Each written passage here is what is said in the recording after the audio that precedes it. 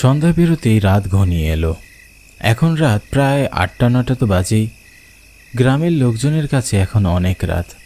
সবাই এখন যে যার মতো ঘরে অবস্থান করছে, শুধু আমি এই রাতের বেলা বাইরে। এখানে অবশ্য দোষটা আমারই। নানু অনেক থেকে যেতে বলেছিল, আমিই থাকতে চাইনি। নানু বাড়িতে আমার একটুও ভালো লাগে না।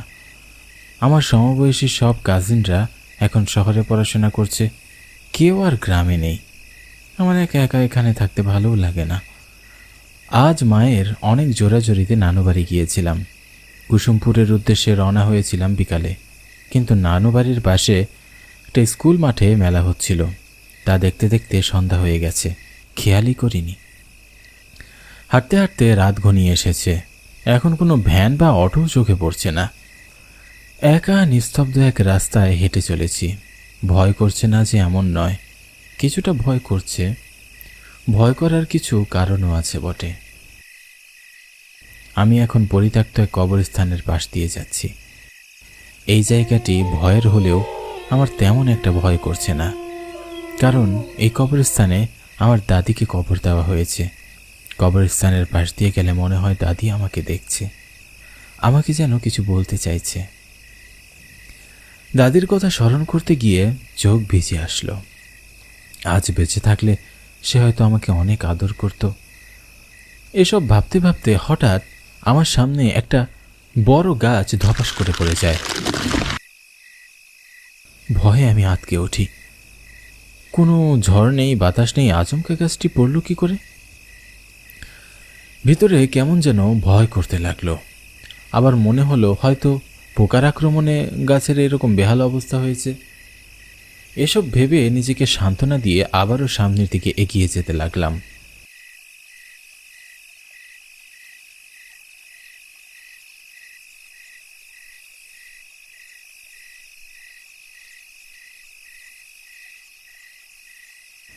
কিছুটা পথ আসার পর হঠাৎ আমি থমকে দাঁড়ালাম।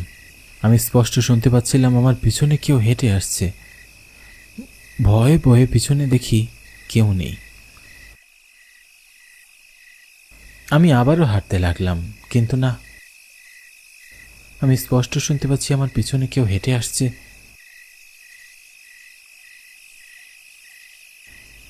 আমি আবারও তাকালাম, কিন্তু এবারও কাউকেই পেলাম না। কি হলো?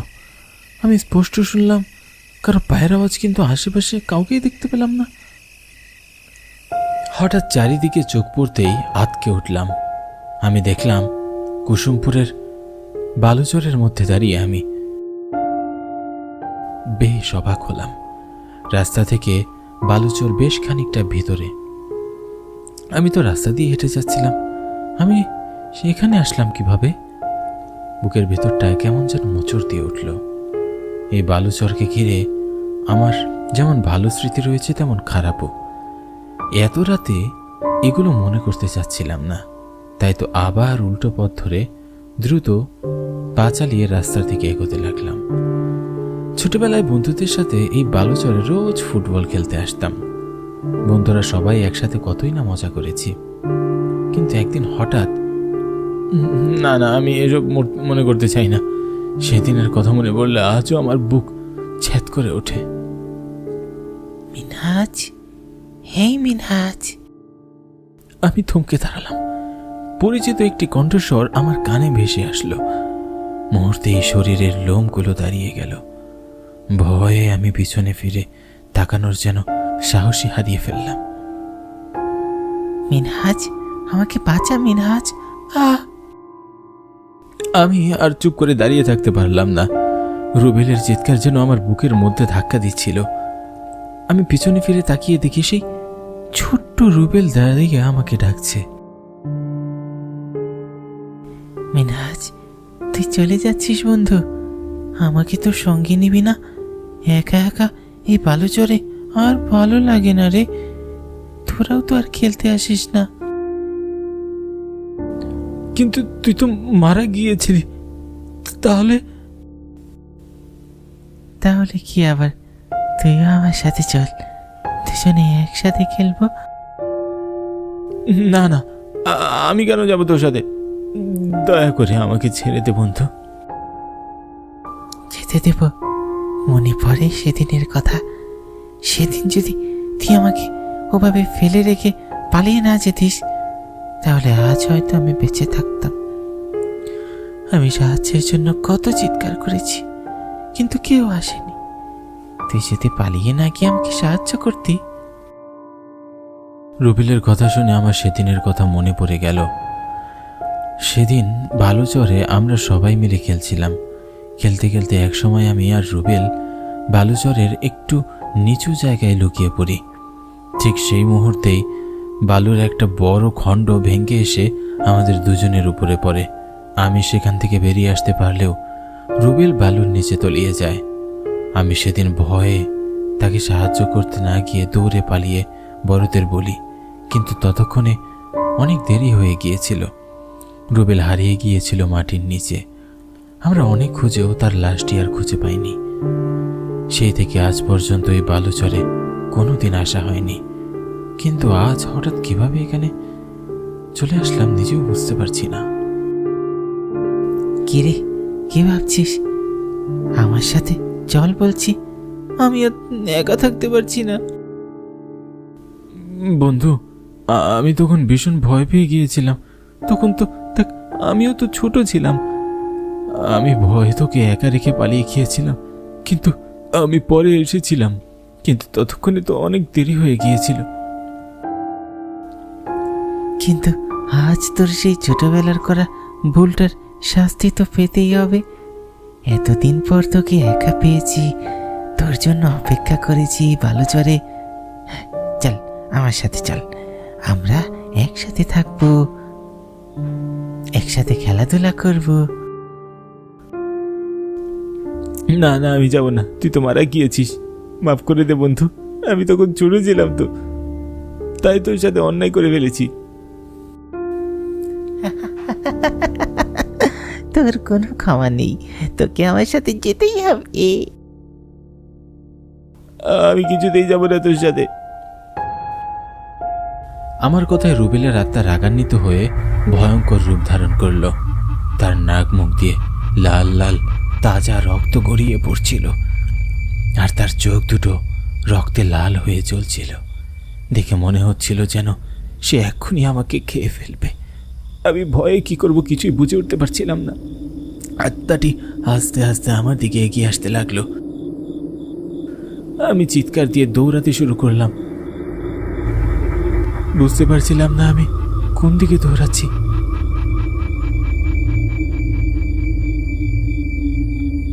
দৌড়াতে দৌড়াতে একসময় জ্ঞান হারিয়ে মাটিতে পড়ে যাই। এরপরে আমার আর কিছুই মনে নেই।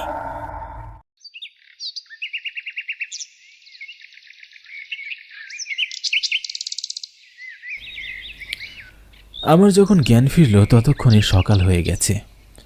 আমার মাথাটা ভীষণ ভারী হয়েছিল। বুঝতেই পারছিলাম গত রাতের ঘোর এখনো কাটেনি। ধীরে ধীরে উঠে বাড়ির পথে হাঁটতে লাগলাম।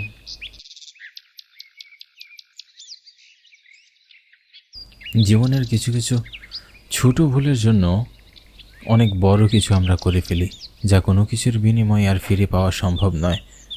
একটা অপরাধবোধ নিজের মাঝে সারা জীবন বয়ে বেড়াতে হয়।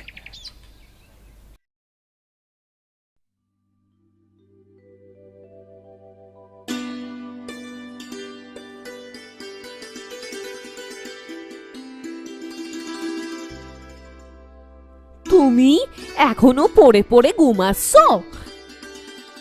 আজ 7টা দিন ধরে আমি বলছি ঘরে কোনো বাজার নেই, কিন্তু তুমি তো আমার কোনো কথাই কানে তুলছো না। যে আমার হয়েছে যত জ্বালা, এই সংসারের ঘানি টানতে টানতে আমার জীবন শেষ হয়ে গেল। আজ যদি তুমি বাজার নিয়ে না ফেরো, তবে তুমি রাতের খাবার পাবে না। ও, সকাল হতে না হতেই শুরু। সাত সকালে চিৎকার চেঁচামেচি শুরু করে দিলে নাকি? হ্যাঁ, তুমি ভালো করেই জানো জমিদার মশাই রাত 8টার আগে কিছুতেই আমাকে কাছ থেকে ছাড়েন না। আর রাত 8টার পর যদি আমি বাজারে যাই তাহলে বাজারে তেমন কিছুই পাই না। এত কথা শুনতে চাই না। আজ বৃহস্পতিবার, চোখগুড়ি হাট খোলা। তুমি হাটে যাবে এবং বড় একটা মাছ নিয়ে তবেই বাড়ি ফিরবে। আচ্ছা ঠিক আছে, আমি চেষ্টা করব জমিদার মশাইয়ের কাছ থেকে ছুটি নিয়ে হাটে যেতে।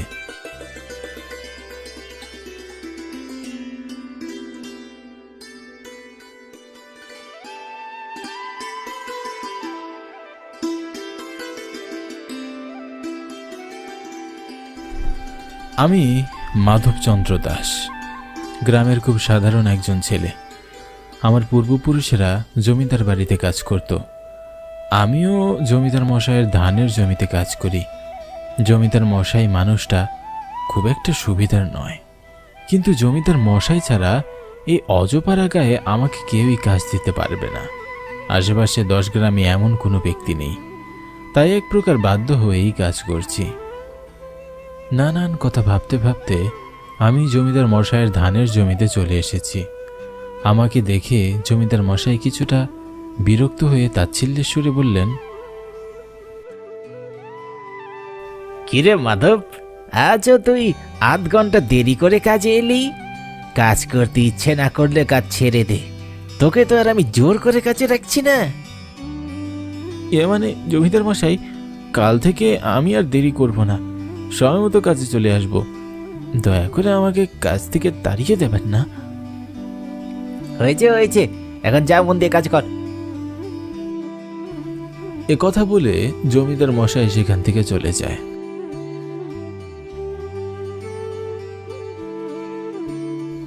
আমি ধানের জমিতে ফসল কাটার কাজ শুরু করে দেই। জমিদার মশাই আমাদের গ্রামের সবচেয়ে ক্ষমতাধর ব্যক্তি, কিন্তু আমাদের বিপদে তিনি কখনোই পাশে থাকেন না। কাজ করতে করতে একটা সময় আমি হাঁপিয়ে যাই। একটু যে বসে বিশ্রাম নিব তারও কোনো উপায় নেই। আজ চকগৌরী হাট খোলা। জানি না জমিদার মশাই আমাকে একটু আগে ছুটি দিবেন কিনা।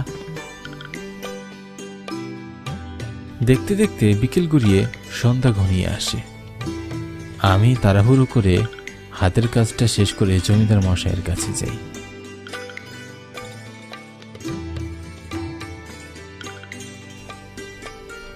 কিরে, কাজ ছেড়ে উঠে লিচে? মানে বাবু, আজ আমার একটু তাড়াতাড়ি ছুটি প্রয়োজন। 7 দিন ধরে ঘরে কোনো খাবার নেই, এই নিয়ে স্ত্রী আমার সাথে খুব অশান্তি করছে। আজ চকগৌরী হাট খোলা, আমি একটু হাটে যেতে চাই বাবু। বউ অশান্তি করলে তাকে বাপের বাড়ি পাঠিয়ে দে। তোদের মতো গরিবদের আবার বাজার কিসের রে? যা পাবি তাই খাবি। এখন সময় নষ্ট না করে যা কাজ কর। জমিদার বাবুর মুখের উপর কথা বলার সাহস ছিল না আমার, তাই মাথা নিচু করে চলে আসলাম।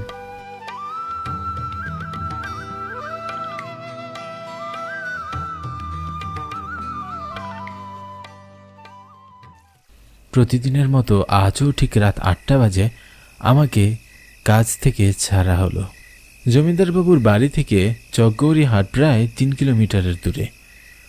সাধারণত আমাদের গ্রামে রাত 8টার পর খুব একটা রিক্সা পাওয়া যায় না, তাই তাড়াহুড়ো করে পায়ে হেঁটেই যেতে হবে। আমি চকগৌরী হাটে যাচ্ছি। আজ গ্রামের রাস্তাঘাট একেবারে ফাঁকা লাগছে। জানি না কেন যেন আজ অন্ধকার রাস্তায় একা একা হাঁটতে আমার খুব ভয় লাগছে। হাঁটতে হাঁটতে একটা সময় আমি চকগৌরী হাটে পৌঁছে গেলাম। কিন্তু কি আশ্চর্য, হাটে বসে আমি অবাক হয়ে যাই। আমি দেখলাম পুরো হাট একদম ফাঁকা।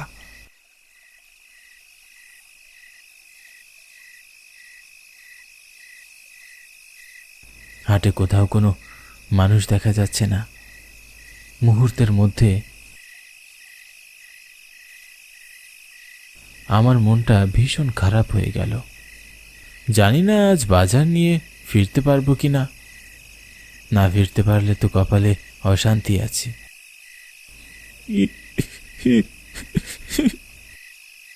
হঠাৎ কারো কান্নার আওয়াজের শব্দ শুনে আমি চমকে উঠলাম।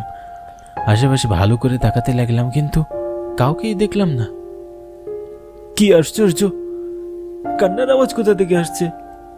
আমি তো কাউকে দেখতে পাচ্ছি না।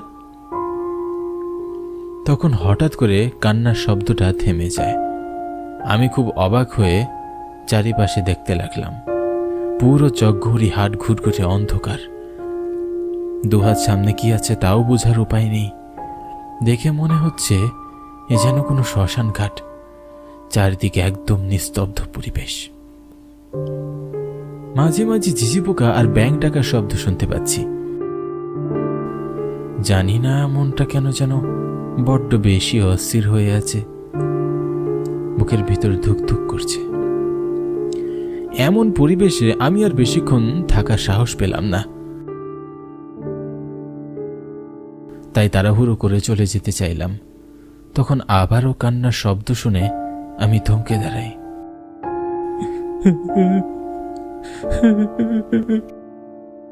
পিছনে ঘুরে তাকিয়ে দেখলাম প্রায় 60 বছর বয়সী একজন বৃদ্ধ লোক গাছের নিচে বসে কান্না করছে, আর তার সামনে ডলা একটি বড় মাছ রাখা আছে। দেখে মনে হচ্ছে তিনি মাছটি বিক্রি করার উদ্দেশ্যে বসে আছেন, কিন্তু হাটে কোনো বিক্রেতা নেই। লোকটি অন্ধকারে বসে আছেন। আমি ভীষণ অবাক হলাম।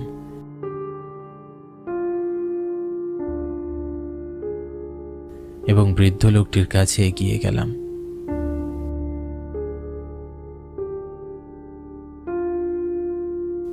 কাকা, আপনি এখানে বসে কাঁদছেন কেন? আর এভাবে অন্ধকারে বসে আছেন কেন? বৃদ্ধ লোকটি আমার কথার কোনো উত্তরই দিল না, এমনকি আমার দিকে একবারও তাকালো না। আপন মনে কাঁদতে লাগলো। খুব মায়া হলো আমার। কাকা, এই মাছটা কি আপনি বিক্রি করার জন্য বসে আছেন? এত দেরি করলে কেন? অনেকক্ষণ যাবৎ তোমার জন্যই অপেক্ষা করছি। হঠাৎ করে ওনার মুখে এমন কথা শুনে আমি প্রচন্ড অবাক হলাম। ওনাকে এর আগে তো কখনো দেখেছি বলে মনে হচ্ছে না। আমতা আমতা করে বললাম, আমাকে আপনি চিনেন কাকা? আপনার বাড়ি কোথায়? বৃদ্ধ লোকটি আমার প্রশ্নের কোনো উত্তর দিলেন না, বরং বিরক্ত হয়ে আমার দিকে রেগে তাকালেন এবং বললেন, মাছ কিনতে এসেছো, চুপচাপ মাছ কিনে নিয়ে যাও, এত প্রশ্ন করছো কেন? বৃদ্ধ লোকটির কথা শুনে আমি চমকে উঠলাম। আমি মাছ কিনতে এসেছি তা উনি জানেন কি করে? কি হলো, এত ভাবছো কি মাছ নেবে না? হ্যাঁ নেব। মাছের দাম কত কাকা? 200 টাকা। আপনি কি আমার সাথে মজা করছেন কাকা? এই মাছ কম করে হলেও বাজারে 1000 টাকা দাম হবে, আর আপনি বলছেন 200 টাকা মাত্র? হ্যাঁ, আমার মাছের দাম 200 টাকা। তুমি নিলে নাও, আর না নিলে আমাকে বিরক্ত করো না। এক্ষুনি আমার চোখের সামনে থেকে দূর হয়ে যাও। লোকটার কথা শুনে ওনাকে পাগল মনে হচ্ছিল, তাই ওনার থেকে মাছ না কিনে আমি বাড়ি যেতে লাগলাম। আমি খুব দ্রুত গতিতে হাঁটতে থাকলাম।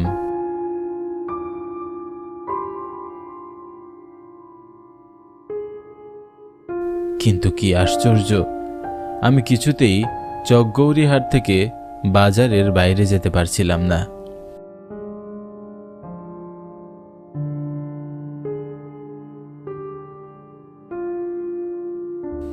বারবার ঘুরে ফিরে আমি বৃদ্ধ লোকটার সামনে চলে আসছিলাম। প্রথমে ভেবেছিলাম আমি হয়তো অন্ধকারে পথ খুঁজে পাচ্ছি না,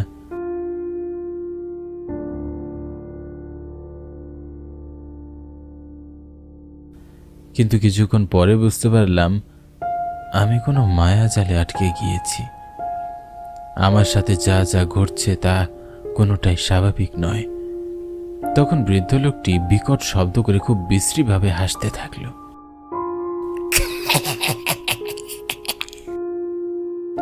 ভয় আমার বুকের ভিতর মোচড় দিয়ে উঠল, হাত পা ঠান্ডা হয়ে গেল। বৃদ্ধ লোকটির হাসির শব্দে পুরো হাড় যেন কেঁপে উঠছিল। প্রচন্ড ভয়। আমি আমার শরীরের সমস্ত শক্তি দিয়ে দৌড়ে পালানোর চেষ্টা করলাম, কিন্তু কিছুতেই হাট থেকে বাইরে যেতে পারছিলাম না। বৃদ্ধ লোকটি হঠাৎ করে আমার সামনে এসে আমার পথ আটকালো। দাঁড়া, কোথায় যাচ্ছিস? মাছ নিয়ে যা। মুহূর্তের মধ্যেই বৃদ্ধ লোকটার চেহারা বিকৃত হয়ে যায়। আমি দেখলাম তার চোখ দিয়ে রক্ত ঝরছে, দাঁতগুলো বাইরের দিকে বের হয়ে আসছে। আমার আর বুঝতে বাকি রইল না বৃদ্ধ লোকটি কোনো মানুষ নয়।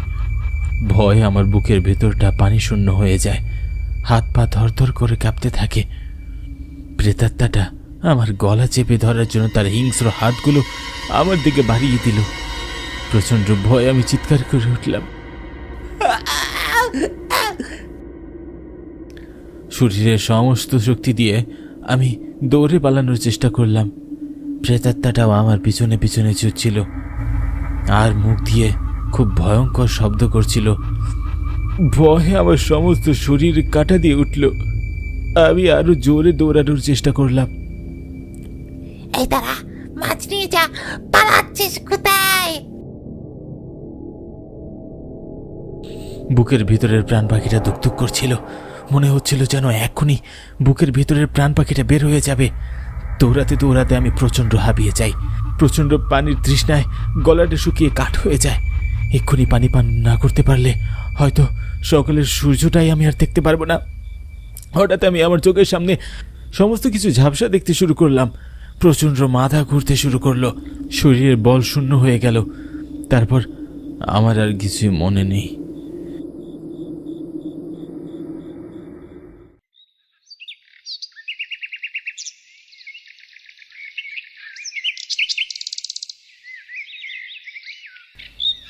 জ্ঞান ফিরে আসার পর দেখলাম আমি আমার ঘরে বিছানায় শুয়ে আছি।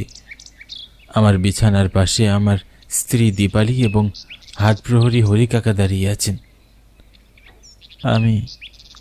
আমি কি বেঁচে আছি? ঈশ্বরের কৃপায় তুমি অনেক বড় বিপদ থেকে বেঁচে গেছো। সময় মতো আমি সেখানে না গেলে অনেক বিপদ হতে পারত। এখন থেকে অনেক বছর আগের কথা, চকগৌরী হাটের পাশে একটা কুঁড়ে ঘরে একজন বৃদ্ধ তার স্ত্রীকে নিয়ে বসবাস করত। তাদের কোনো সন্তান ছিল না। বৃদ্ধ নদী থেকে মাছ ধরে এনে চকগৌরী হাটে তা বিক্রি করে অনেক কষ্টে সংসার চালাতো। একটা সময় বৃদ্ধের স্ত্রী অনেক অসুস্থ হয়ে যায়। বৃদ্ধের বেচা কিনাও তেমন ভালো চলছিল না। টাকার অভাবে একটা সময় তার স্ত্রী বিনা চিকিৎসায় মারা যায়। স্ত্রীর মৃত্যু সহ্য করতে না পেরে বৃদ্ধ লোকটি আত্মহত্যা করেন।